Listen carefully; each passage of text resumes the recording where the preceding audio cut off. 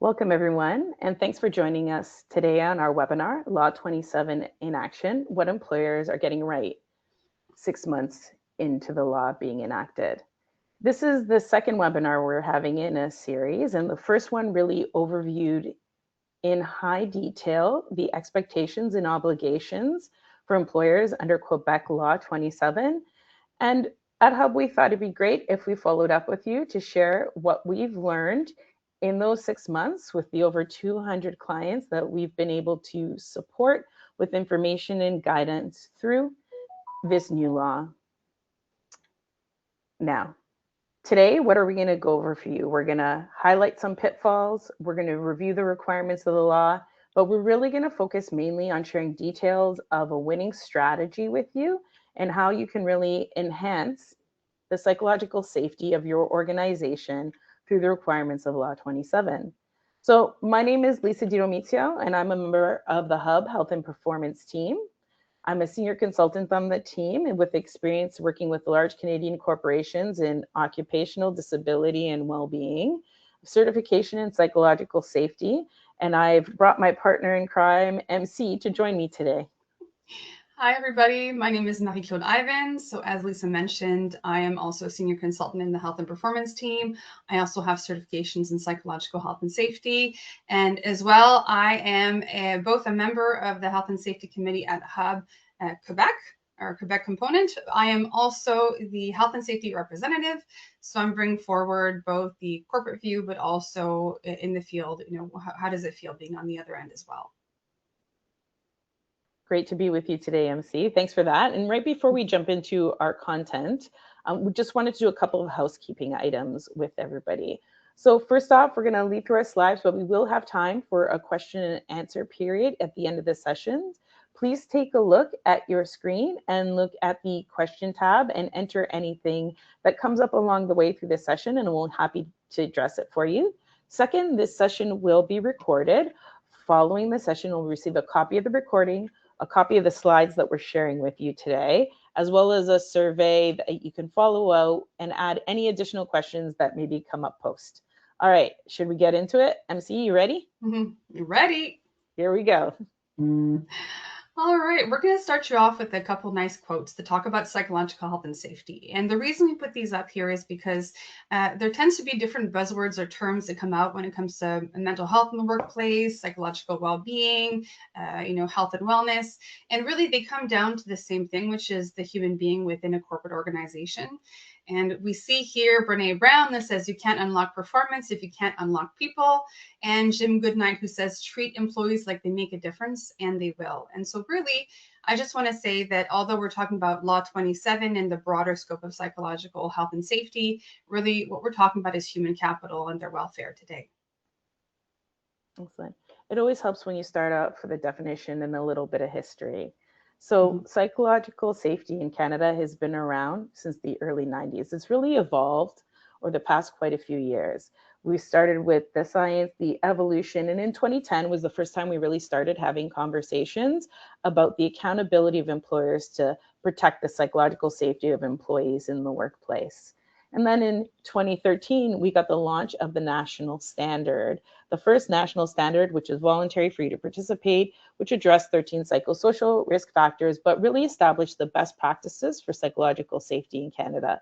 And since 2013, that evolution has been ongoing, and we see psychological safety increasingly becoming a conversation in the workspace, no matter what industry we're in, whether it's background support for your well-being and disability management in your programming, or in this case, as we see it becoming represented in labor laws, where psychological health is given equal standing to physical health, and you must have rules and guidelines that follow that.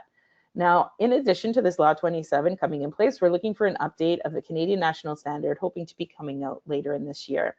Just before we go on and talk about psychosocial risks, I want to highlight, we know there's a lot of content on this slide. There's a lot of content and a lot of information that we're going to be sharing with you.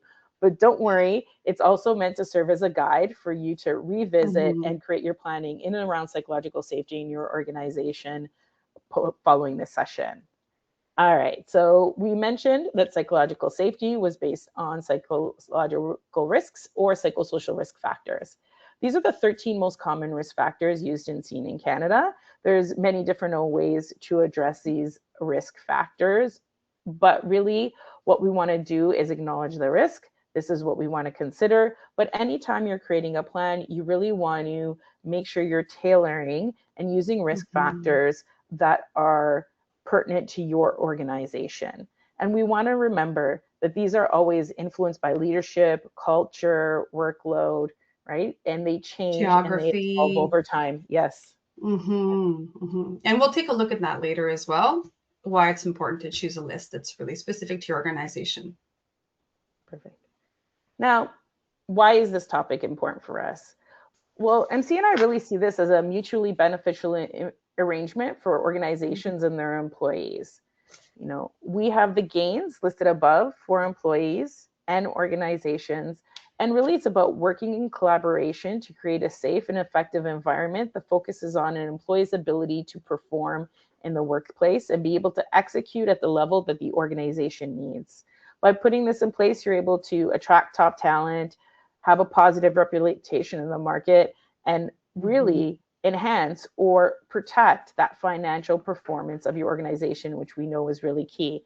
And speaking to that financial performance, MC is gonna go over some key details with us.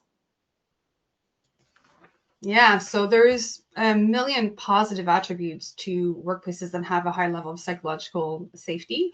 Unfortunately, there's also the downsides of not procuring those benefits to the workforce. So we see that mental health in general in the workplace is a huge issue in Canada. It's unfortunately only increasing, and we see that through the statistics as well. So many of you will know, yesterday I was actually doing our French webinar with the CNSST, so we were lucky enough to have them as our co-host, and they actually brought forward a lot of really interesting statistics about the prevalence of psychological injuries, especially when matched with physical injury in the workplace, the indemnities that are paid by the CNSST. And that's just a microcosm of the costs that are associated to that type of environment, of workplace environment. Overall, in Canada, there are other statistics that highlight the cost of this. So we see some on the screen right now. We see that the productivity loss associated to health, mental health issues in Canada is $16.6 billion dollars. Ooh, I was way off there. Not millions, billions. So a huge financial stake for organizations, especially in our financial climate where we're talking a lot about productivity and increasing the competitiveness of Canadian businesses. Understanding that the capacity of your workforce to follow with those initiatives is going to be really important. So that psychological well-being is even more of a central issue right now in the climate that we're in. When it comes to absenteeism, we have 500,000 employees absent from the workforce every week. And so that's the equivalent of a mid-sized city calling off work every single week, okay? And those absenteeisms are linked to mental illness and poor psychosocial risks at work. So we see that, again, the workforce is avoiding the workplace or too ill to work, and that's causing, again, some of those impacts when it comes to the human capital elements of workforce. Last but not least, we see that in cases where an individual has psychosocial risk factors at work, there's actually a 4 times higher prevalence of physical injuries. So we're seeing that what Law 27 and the CNSST is doing, which is harmonizing physical and psychological illness, really is based on the research, and it's based on the fact that they are absolutely interconnected. And so with all of that, we see that 70% of Canadian workers report that their workplace impacts their mental health. And so we really can't avoid this subject anymore. And Quebec has taken that step to now mandate this work. And since we're at the table, well, might as well get the best out of it. So we know we have to confront this issue. How can we do it to really get the most gains possible? Well, Quebec is the first province to really legislate this by placing it into their labor code and giving it oversight through the CNESST.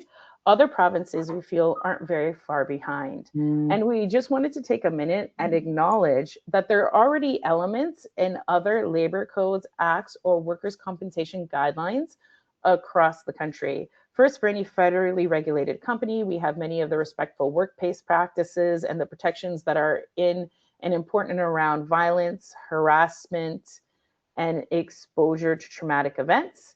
And then the next and the most probably significant legislation other than Quebec would be Manitoba's Bill 29, which adopts many of the practices of the national standard of psychological safety. It just doesn't take the step that Quebec does and mandate reporting and compliance and follow up through their systems. And then we do have here on Quebec Law 27, what's bringing us all together today. Yeah. And that being said, it's a matter of time. So we know that what's happening here in Quebec is going to happen in other provinces. So we do see Quebec as a bit of an incubator for this process. And as they fine tune this legislation, it is going to continue across the country and become a bit more federalized as we do see similar laws come into force. So the Quebec law has been enforced for 6 months, and MC mentioned that we have close conversations and have partners with the CNESST. So we thought we'd share with you some common pitfalls. So MC is going to go over those for you. Yeah, thanks, Lisa. So we've spoken to now over 200 organizations and helped them at different levels through their compliance with Law 27. So sometimes with very specific pieces and sometimes right from the beginning up to compliance. So we've experienced a lot of the pitfalls that have happened to our customers and to certain extents us as well as an organization that's working in Quebec. And so I'll walk you through the most common ones that I've seen through the last 6 to 12 months, because really we've been working on it for quite a while. And the intent of this is to make sure that when you're doing your compliance, you're not just clicking the box of compliance and saying, okay, that the work is done. Really, it's trying to get to the benefits that this law gives you. So might as well get all the goodies if we're going to be spending the time and the resources invested into Law 27 and psychological health and safety. So the first risk that we see, the first pitfall that we see in these processes is, as Lisa had mentioned earlier, using a psychosocial risk factor list to assess that doesn't really reflect your organization. And we know that it's really hard to pick the right one because we're not used to it. This isn't common practice yet. And the CNSST does bring a proposal of certain psychosocial risks, although they don't actually force you to use theirs. They're just saying, hey, if you don't have an alternative, here's a structure that we feel is adequate for Quebec.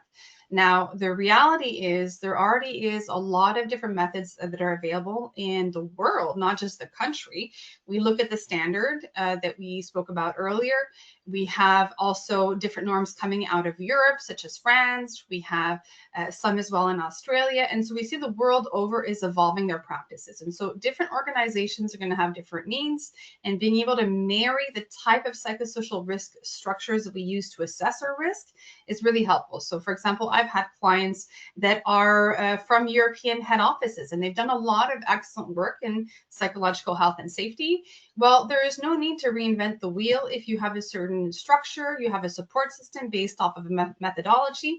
A lot of the times those methods can be used for Canada by adapting and assessing the risks locally. So we know that, of course, the risk has to be local to here, but the structure we use, we can really use those systems that we've already put into place. So it just gives you one example of how being a bit more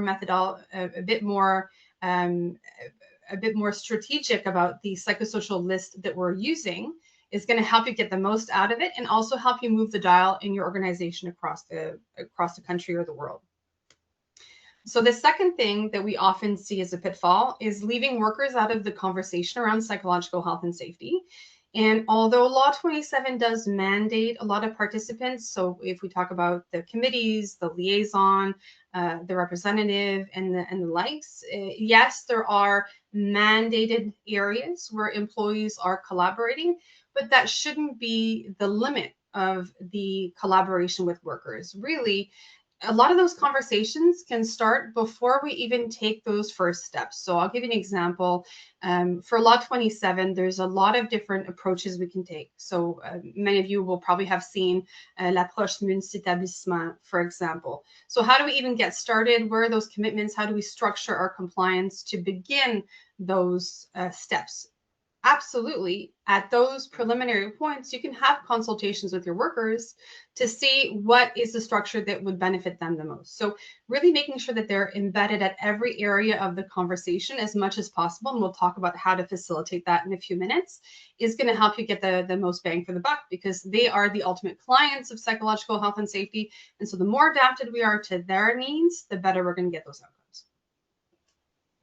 So the pitfall number 3 is missing context by relying on pre-completed assessments or standard assessments. And this is something that we've seen that is a bit of an inheritance through physical risk. So in occupational health and safety, we're used to looking at a risk based off of physical elements and repeated behaviors. So for example, if you have a manufacturing line, or you have a certain height of work, a harness here. So oftentimes we have kind of the gut instincts of saying, oh, well, my neighbor did this and he has the same workplace, so I'm going to use his assessment for me.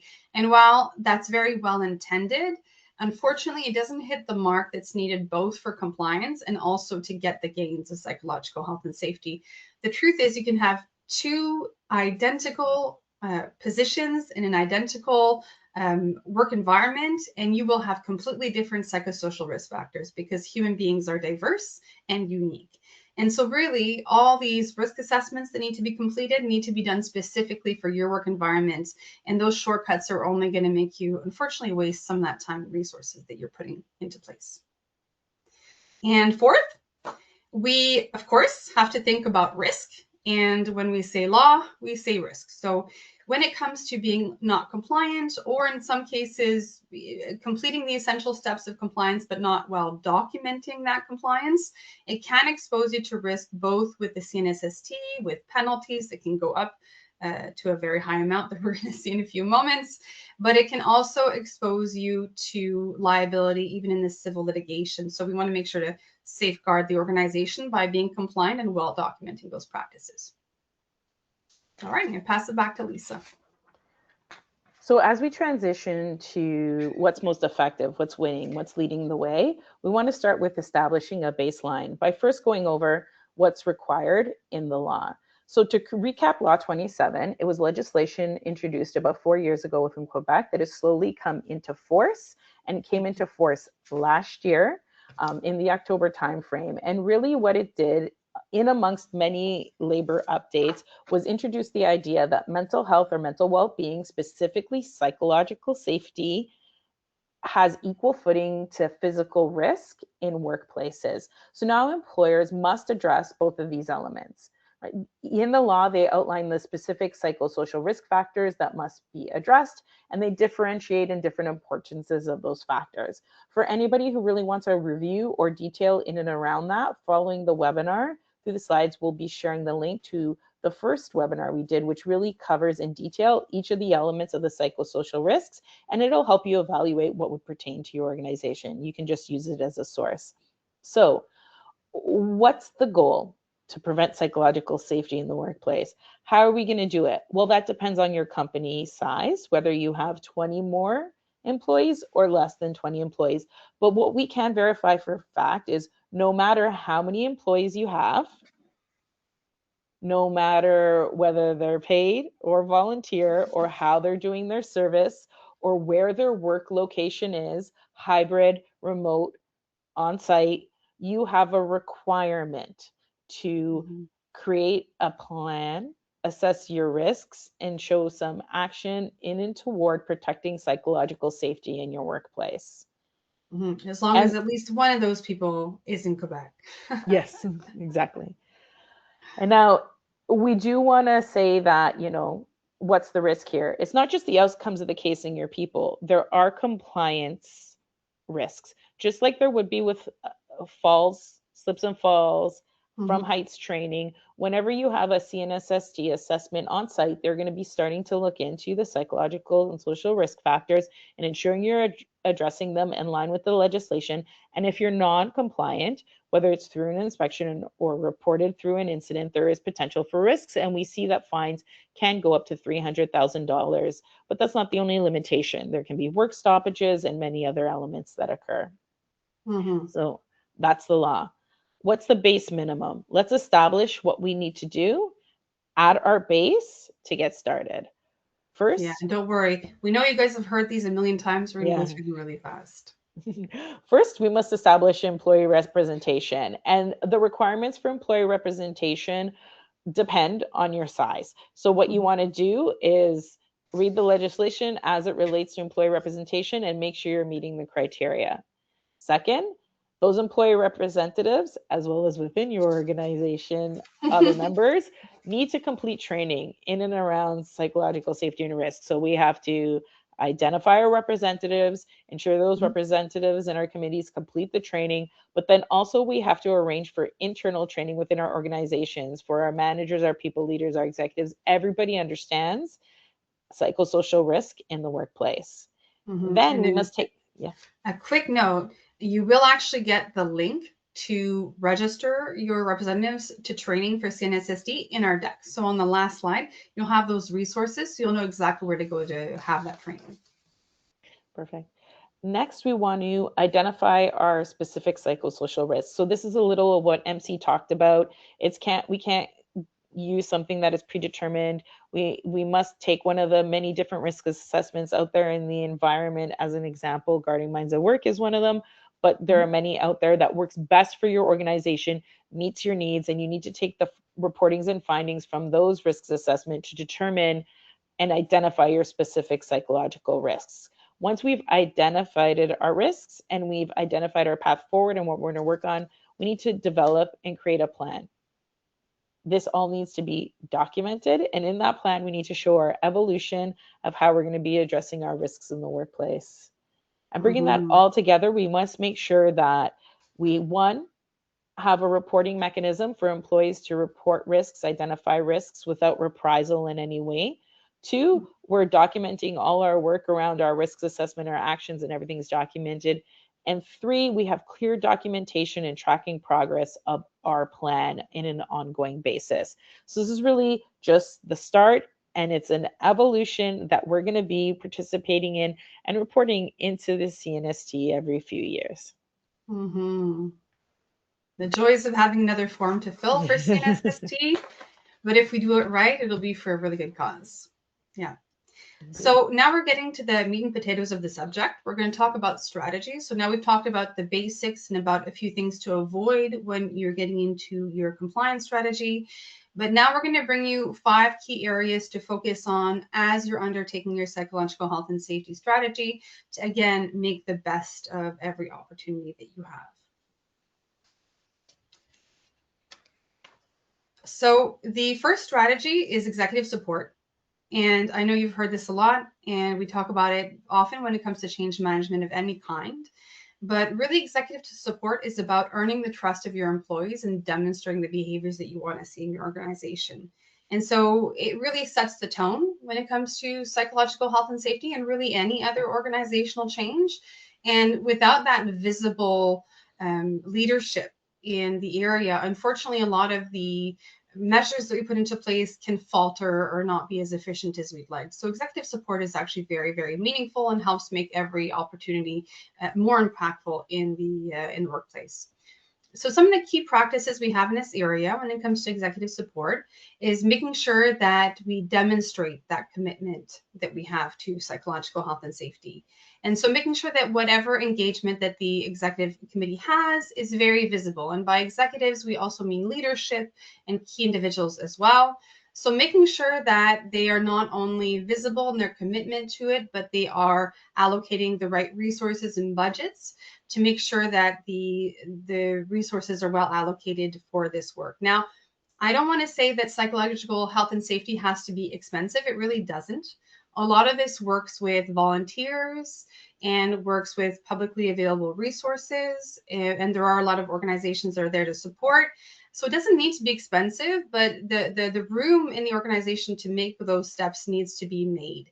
And so making sure that there's a great room for the committees to meet and that maybe they have coffee in the morning waiting for them. Little things that are not expensive can really help demonstrate that corporate commitment to employees and to their health and safety, which becomes more impactful as they feel safe themselves to do the work that they need to do.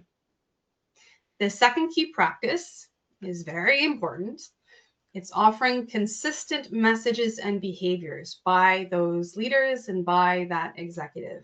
So it's great to say something, but if you 3 weeks down the road walk in a complete opposite direction as you've maybe indicated you want your employees to demonstrate behaviors, it really is going to erode trust. And in a moment, Lisa's going to show us a continuum on how to build, and unfortunately how sometimes we lose the trust of the workers.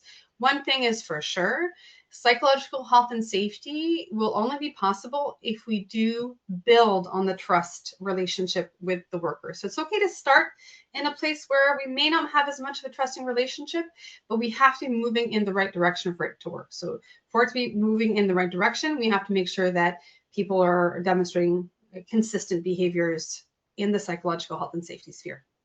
And last, we want to really highlight our internal advocates when it comes to psychological health and safety in Law 27 as well, as we do have the committee members and we have the representatives, as I am. And so just giving a platform for people to speak and to share experiences and be able to do that to the benefit of others as well. One thing I do want to share is that one activity that Hub often does is to offer workshops for managers in how to manage and how to performance manage under a psychologically health and safety work environment. And what I always find very meaningful for me is that although I bring content and information and structure the conversation, oftentimes it's the managers amongst themselves that really bring the key winning behaviors and models. And so a lot of these managers are going through similar things, and having the ability and the safety to be able to discuss that as a group and say, how do you react when this happens? How do you choose to communicate this message is very difficult. So giving them a platform not only to converse and to support each other, but then to have that be visible to the workers is really a way to highlight that executive support right from your C-level to your managers. And so I'm going to pass it to Lisa to show us our little trust continuum. So on that slide, and what MC was chatting with us about is the importance of trust. And trust is a continuum within the organization. And one of the key factors of psychological safety. But we need to know where we're at to start. So we wanted to call out to you today that while trust is important, and we want to build trust and keep that trust through our psychological safety strategy, we can't do this effectively if we don't know where we're starting from, and we don't know how we move back and forth on this continuum through different stages within our corporation or type of work or changes. So for example, say you have a high trust environment, but there is notice of some layoffs. That is going to change your continuum of trust, and you have to have awareness to that in your messaging. Or, say we're working in a lower trust environment. We've worked really hard through communication, clear messaging, collaboration, creating mutually beneficial relationships with our employees and leadership trainings. And we're working in a more high trust environment. We can't stop doing all those back end factors that we did to get us into the high trust area. We'll slide back. So feelings of trust in your organization exist whether or not you've taken steps to set up elements of psychological safety. So when you're making your decisions to start your journey, we want you to sit down and really have a transparent conversation with your key contributors, helping you out with the plan to understand and assess the level of trust within your organization. Because we really want to use this to help maintain that reciprocal benefit that we talked about early in the presentation between employee and employer to be able to successfully move our strategy forward. All right. Part of trust, part of supporting executives is understanding strategic structure. So MC, over to you for number 2. Yeah, so our second strategy is building strategic prevention structures. And by that, we mean really looking at the tools and the resources and the individuals that you have and how you can use them better. So maybe not adding to the resources, but just using them more strategically. So it's the foundations where we're going to start. And so first and foremost is the representation systems that you have in play with Law 27. So you do have the committee, you have the representative, you have the liaison agent if they're smaller. There is a significant strategy that can be embedded in those representation structures to make sure that you have the right people and enough people at the table to really make an impact. And so oftentimes what we'll do with organization is take the time to sit down and to say, okay, where are the problem areas? Where are the groups that are maybe more vocal and less vocal, and making sure that everyone has a place at the table, or individuals that can really highlight their areas and bring forward risks and complaints that maybe are already part of the corporate culture and haven't been addressed. And so this is a bit of a tricky area. You know, I can tell you guys that I've had trainings with my other role as the health and safety committee member, and they talk about, oh, well, you know, if you don't want this complainer, don't bring them to the table. And oftentimes I think that's a wrong reaction to do. And so when you do have an individual in an organization that is comfortable enough to voice concerns, it can be scary to invite them into a key role. But if you have a health and safety committee that is large enough and then has an equal representation. So for example, workers and managers are equally represented, so the voting of both is well managed, then absolutely, I think we can bring those vocal people to the table and make them actually work to make the changes that they want and have them empowered in that way. So we want to make sure that we have the right people at the table, and making sure that we earmark those chairs at the table for individual groups or concerns is absolutely something we can do, and set up that committee for a strategic approach. Now, to set up that strategic approach, we can use a risk assessment to inform representation.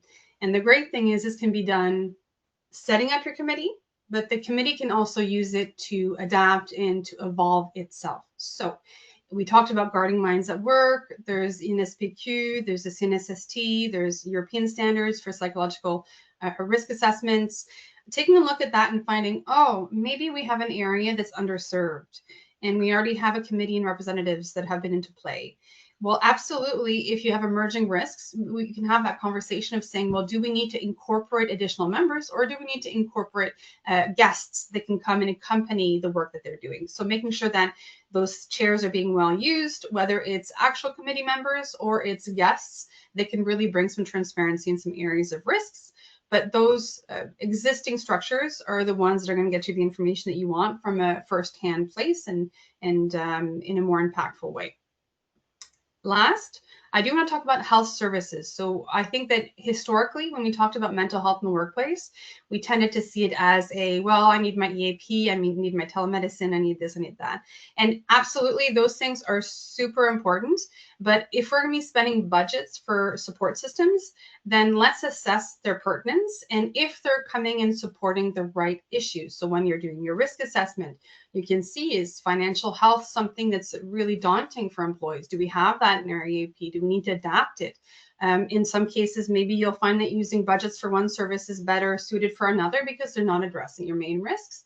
And again, it's going to help you become more and more fine-tuned to the actual issues that are going through your workplace. And so we'll just take it to the third strategy. So number 3 is worker participation. And so, I mean, we've touched on this in multiple ways already, but it is absolutely essential to listen to your workers. Otherwise, we are wasting our time when talking about psychological health and safety, because their voice is the most important. And where it's going to start is, as Lisa very nicely said, is assessing worker trust right now. And one of the things that we see often is organizations tend to overestimate the trust relationship that they have with workers. And it's also a sign of the time. We know that trusting relationships as a whole are rare of our days, but definitely in the workplaces, in most cases, if I ask an HR or an executive to quantify the relationship they have with their workers, once we go in and validate that with external tools and surveys, we see that that's unfortunately not the truth. And for example, one of the clients I've had in the past was an excellent example of this. New mandate came in to work with them, and They were looking to optimize their health and their health strategy, and said, our workers love us, we're doing great, we just want to get better. And then I said, great, let's double check that. And as you peel the onion, you find significant issues. We found even areas of harassment and bullying and fear. So what the management team had unfortunately seen as everybody loves us because we have no complaints turned out to be no one is feeling safe enough to come to them to speak about the issues at play. And so don't assume, you know what they say about assuming. It's the same thing about worker trust. So be realistic, get a real pulse on what's going on, and we'll talk about how. So Lisa's going to take us through a continuum of methods to get worker interaction based on trust. We're going to take a look at that in a minute, but be really, really honest with yourself. The more honest you are with yourself, the better you're going to be able to evolve that psychological health and safety practice. So there's no benefit in thinking you're further along than you are, but there's all the benefits in the world of being honest and transparent with your current state. So we'll start there. Once we have that little check-in, it's inviting open communication and feedback. And again, this needs to reflect your current state of worker trust, and Lisa will walk us through that. And there really are a lot of methods to embed them within the process to respect that trust. And we'll take a look at that to make sure that you know absolutely what are those methods that you want to build on to get that worker interaction and to evolve your practices over time. So I'll hand it off to Lisa to show us that. Perfect. So there's many different ways to assess feedback. And as MC highlighted, this is a key component of Law 27 and also psychological safety. We must engage and include employees in anything that we develop. There's many ways to develop feedback. So let's take a second and look at all these options. We can have anonymous complaints. So drive ourselves just on different, not formal, but clearly negatively driven or experientially driven information that we receive through traditional HR settings. We can be intentional about collecting feedback and conduct an anonymous survey.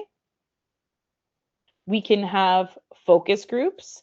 Confidentiality is key here, maintaining that confidentiality, but bringing smaller groups of pocketed employees together to speak specifically about topics and solicit information. We can have specific committees and working groups, clearly identified key contributors whose, I don't want to say job, but whose mandate it is to come to the table to speak in these ways. We're empowering them and giving them voices and having them help us collect information. And then we can have an open door policy, because we started, number one, with executive support is the key. So in that open door policy, through our town halls, through our Q&As, through our Ask Us Anything, through the interactions in the hallway with executive and leadership, we want people to feel comfortable voicing their concerns, knowing that they'll be listened to and considered in the overall process. Now, these are a lot of different ways. Sorry, go ahead, MC. I was going to say, keep in mind, the idea is to maintain the systems that you have and to grow them. So if you start with anonymous complaints and grow that trust into open door town halls, doesn't mean you have to get rid of the anonymous complaint mechanisms. Absolutely, you could keep them, because at any time, based on things like the economic time, turnover, restructuring of the organization, you might have to shift them back down, and that's okay. It's just making sure that you know where you are and growing them after that. Perfect. Yep.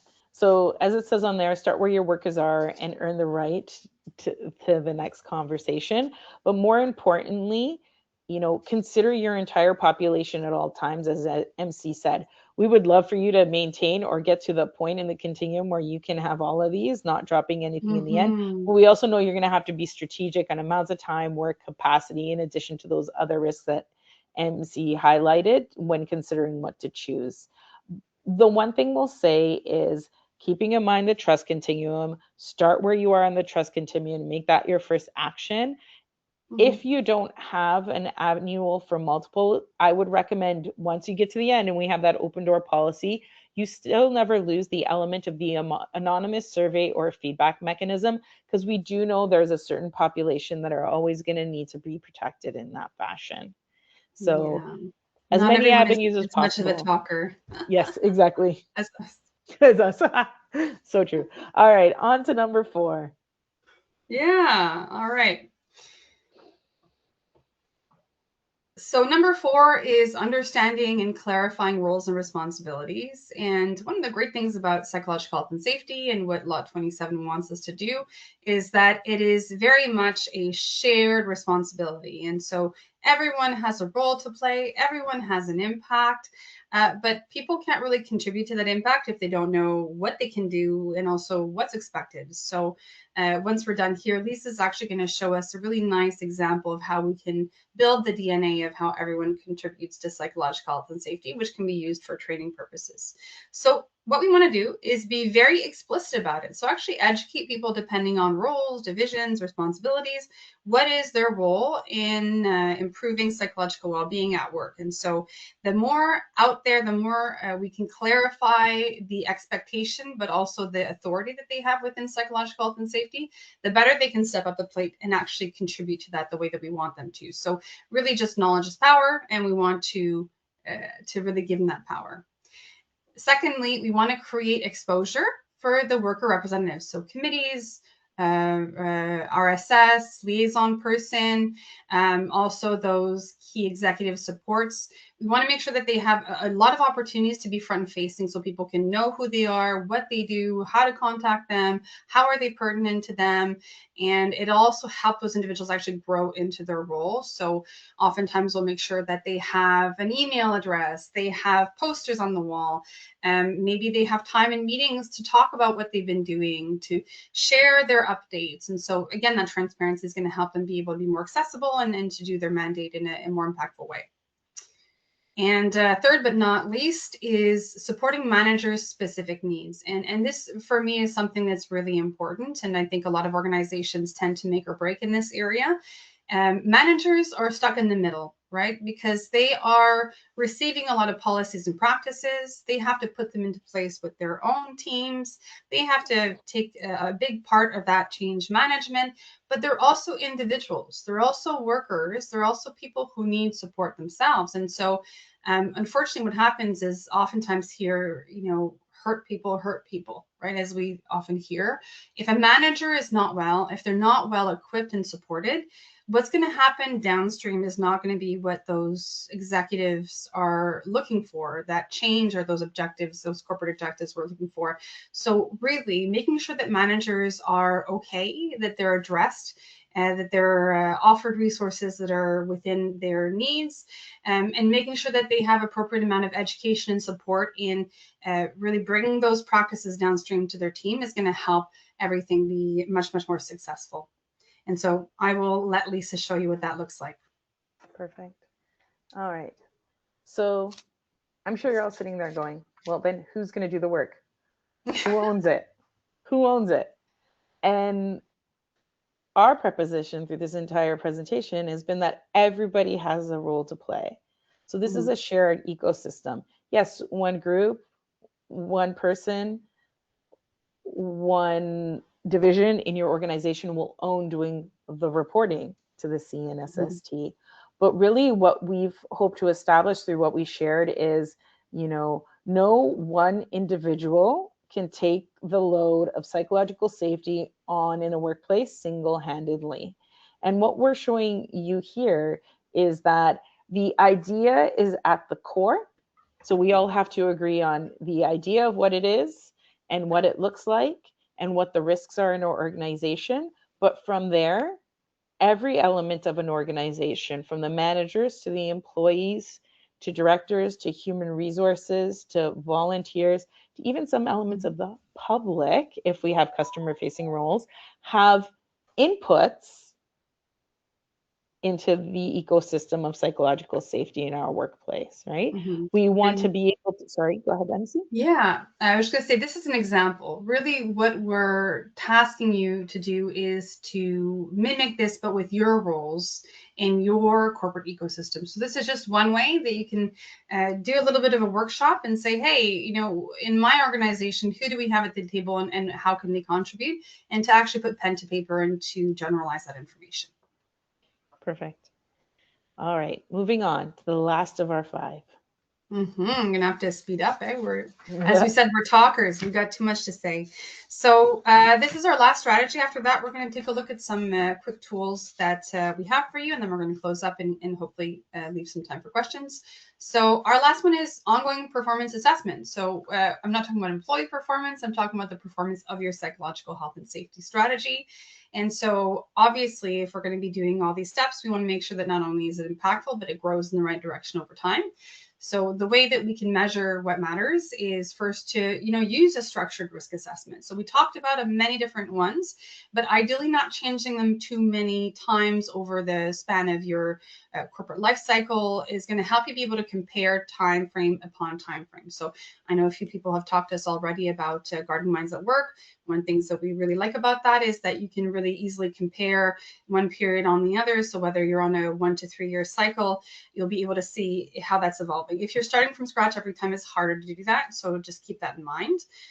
We also want to create clear incident reporting and tracking, especially now that the committees do have a responsibility in reviewing that information. We want to make sure that there's no gaps in that information, that all accidents and near misses are well documented and shared with the committee, as well as with the CNSST, and making sure that any kind of commonalities or trends around that are a part of your risk assessment and then your action plan, your prevention mechanisms you're going to put into place. You want to use your representatives as monitors of the implementation of your prevention programs. And so, again, once you have that prevention program or action plan, if you're less than 20, you want to make sure that not only are your representatives trained on that, but they are the eyes and ears of that policy within the workplace. So they can, again, be chosen strategically to be in some key areas where we might have a little bit higher risk, so that if we have any gaps in implementing that program, they can come back to the business and they can come back to the committee and get that corrected in time. And the last thing I want to leave you with on the strategy side before we get into the tools is set corporate targets for psychological health and safety. What do you actually want out of this apart from being compliant? Do you want to reduce turnover? Do you want to reduce claims? Do you want to attract key talent? What is the thing that is stopping you from getting to your objectives where psychological health and safety can help?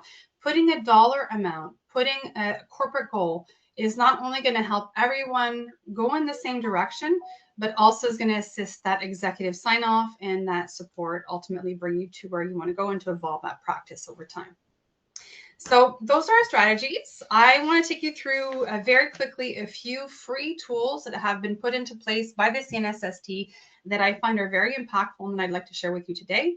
The first is the Psychological Health and Safety Maturity Framework that they've created. We really like this at Hub. Once we saw this come out, we kind of all went, yes, we definitely want to use this on a regular basis with our customers. I will say that the one that we're going to share with you, the hyperlink that'll be in your PowerPoint, it is French only. Unfortunately, the CNSST resources when they're corporate facing are in French only.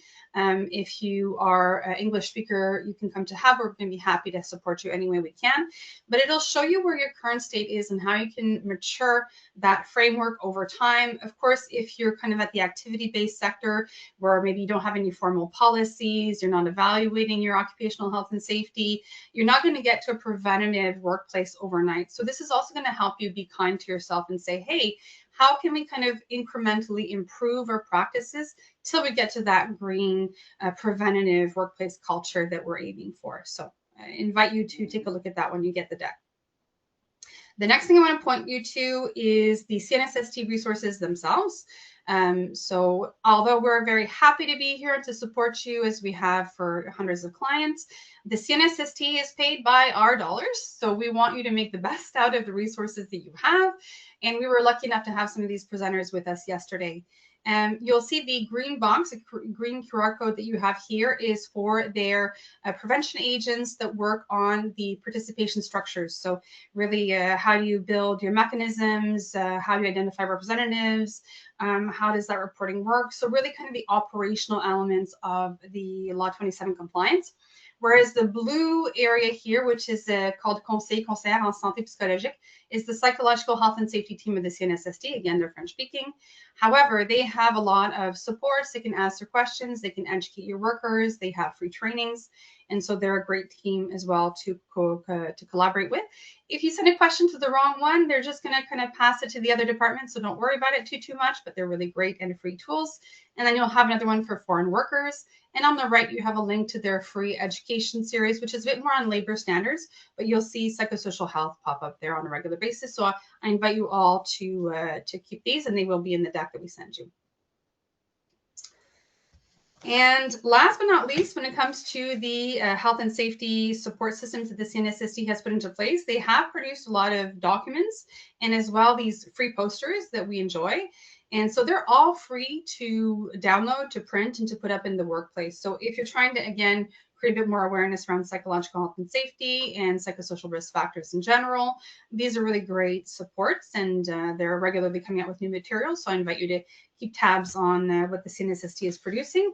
And if there's any specific needs or more strategic structures that need to be put in place, of course, Lisa and I and the rest of the team are always here to help you out.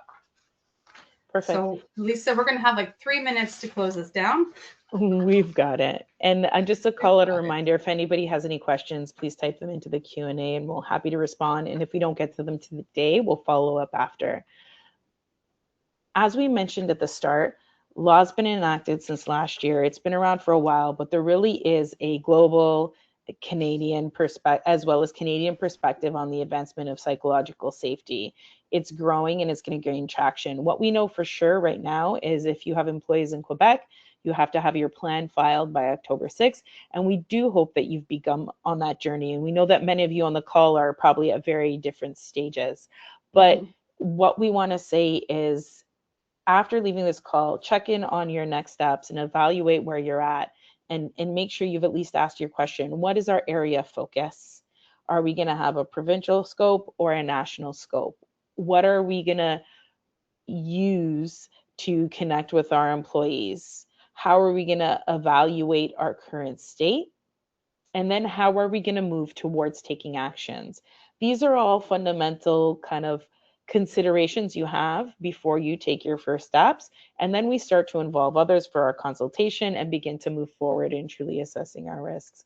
At the top of this, I mentioned identify your area of focus. And as we introduced psychological safety, we talked a little bit about on a global norm and a national standard, and that there's many different psychosocial factors you can look at. And we know many of you have national populations. So we want to take a moment to consider the benefit of looking at this from a larger scope. Absolutely. And although there are a lot of organizations that see this as a bit of a hassle, the Law 27 specifically, we spoke to a client recently that had thousands of employees across Canada, and they had 3 in Quebec. And so having to do a lot of these steps for those 3 individuals can seem daunting, but comparatively, we brought that as an opportunity to say, hey, now you know you need to take this step.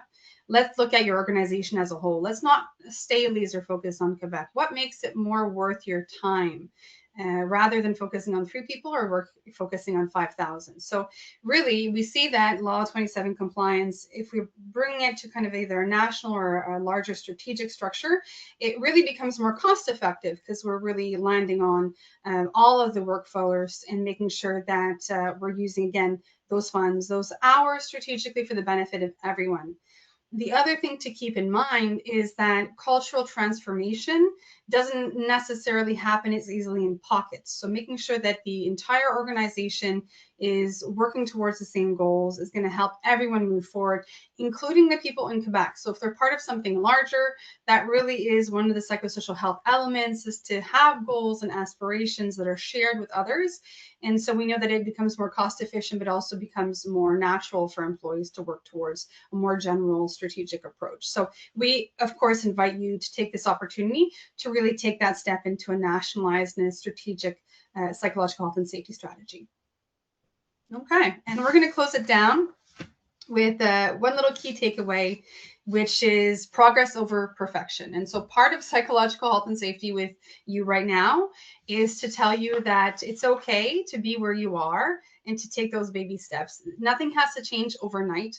We're not asking you to become the most proactive and engaging workplace in the span of a couple months. We know this is going to be an ongoing process. It's going to have ups and downs. So please be kind to yourself in the process and understand that wherever you are right now is okay, as long as, you know, we take those good steps. So staying committed is going to be one of the more important things, because as events change, the world changes, that commitment is what's going to help you keep focusing on your progress over time.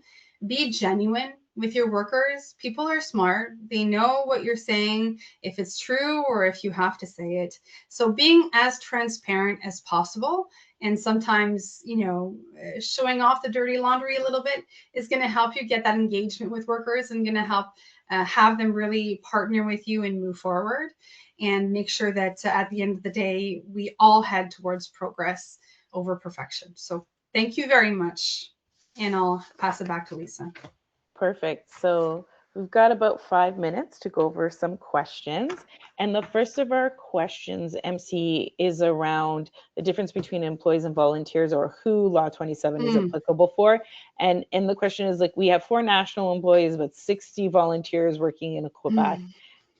Is Law 27 still applicable for us, or what considerations do you have?